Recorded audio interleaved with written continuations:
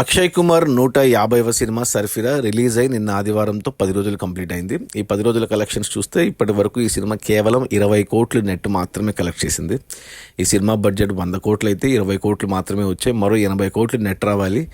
ఇక అది రానట్టే ఈరోజు సోమవారం ఇక వర్కింగ్ డేలు స్టార్ట్. సో సినిమా ఇక 80 కోట్ల నష్టాలతో బిగ్గెస్ట్ డిజాస్టర్గా నిలవబోతుంది.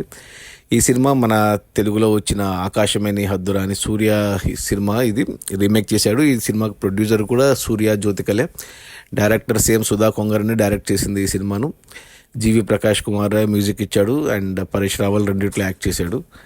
సినిమా బాగుంది, రివ్యూస్ బాగానే వచ్చాయి, కానీ కలెక్షన్స్ లేవు. ఎందుకంటే అందరూ ఆల్రెడీ ఒరిజినల్ చూసేశారు. అమెజాన్ ప్రైమ్లో ఉంది ఈ సినిమా, తెలుగు తమిళ హిందీలో.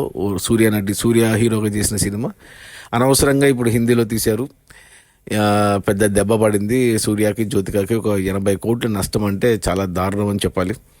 ఓటీటీలో ఒక 20-30 కోట్లు రికవర్ అయినా ఒక 50 కోట్లు అయితే నష్టపోతున్నారు. ఇది చాలా పెద్ద దెబ్బ అని చెప్పాలి. అక్షయ్ కుమార్ కూడా వరుసగా ఫ్లాప్లే పడుతున్నాయి, హిట్స్ అనేవి లేవు అతనికి.